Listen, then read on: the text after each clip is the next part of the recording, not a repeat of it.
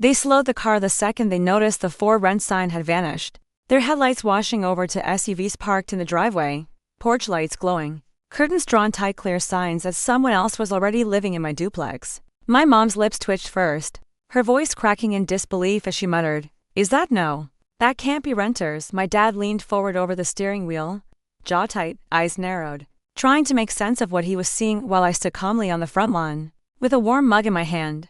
I hadn't asked them to come, but I knew they would. People like them always check the stage before they try to claim the spotlight. At first, there was no shouting, no accusations, just a heavy, expectant silence. I had bought the duplex quietly, on purpose, without telling a soul. I was 32, divorced, childless, with 2 degrees and my own income. I thought that finally made me a full-grown adult in their eyes. I should have known better. 3 weeks after closing, my mom called with a voice so sugary and high-pitched it practically buzzed through the phone. As she asked, "When are you moving in?" I told her I wasn't. "Well, then it's perfect," she chirped. "Your brother and his family are outgrowing their place. Maybe just for a little while, until they're back on their feet." She said it like they weren't standing right there beside her, listening. Suitcases probably already zipped and waiting.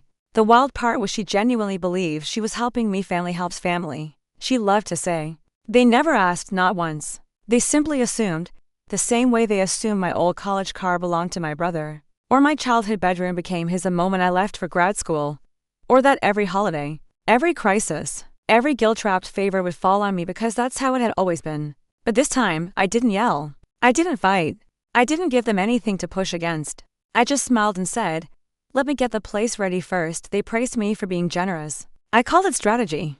I started fixing up. You needed new floors, fresh paint, updated kitchen, took photos, created a listing. Then I did the same with you need be no rushing, no cutting corners. My brother called once to inform me, "Mom said we're moving in this weekend." I told him the plumbing wasn't ready. He swore at me, and I simply didn't answer. That was on a Thursday. By Sunday, both units were listed and I had a flood of applications waiting, credit reports, references, background checks, deposits. Real tenants, responsible adults, not freeloaders waving our last name like a coupon for free housing. 2 weeks later, both leases were signed. Unit A went to a nurse. Unit B went to a newlywed couple. They moved in respectfully, quietly, grateful for a home they earned. Meanwhile, my parents kept calling, asking, "Are we still on track for next weekend?" I ignored every message. I knew they'd show up anyway, and I wanted them to see the truth with their own eyes. They rolled up that Tuesday night with their headlights off, like they were catching someone breaking in. And in a way, they were just not the someone they expected.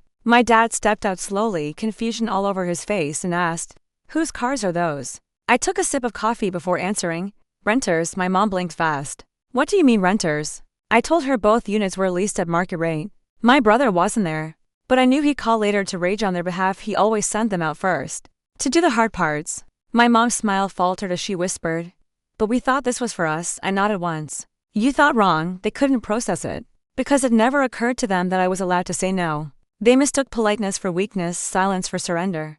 But it wasn't either of those things, it was preparation. My dad muttered, "You never said anything." I met his eyes and said, "Neither did you. You planned to move into a home you didn't pay for without ever asking."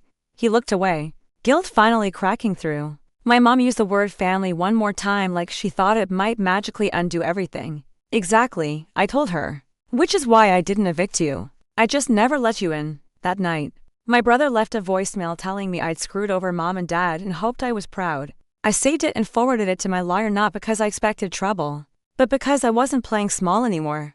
I was building boundaries that actually held. The next morning, I sent my parents a formal letter laying out legal limits: no access, no keys, no assumptions, no exceptions. They didn't reply. The silence returned, but this time it wasn't control, it was surrender. 3 months have passed now. Rent lands in my account right on the first. The tenants are respectful, the building stays peaceful, and for the first time in years, I sleep deeply. Every now and then I drive by at night, watching the warm porch lights glowing and families living their lives inside. And it hits me that I finally reclaimed something they never believed I would: control. They expected me to roll over like always, to smile and swallow the unfairness. Instead, I stayed quiet, and in that quiet, I built something solid. Not just a home, but a boundary they can't cross anymore. If this story made you feel something, drop a like. Comment "I choose myself" if you believe in self-worth over validation. Hit subscribe for more stories that remind you how powerful you really are.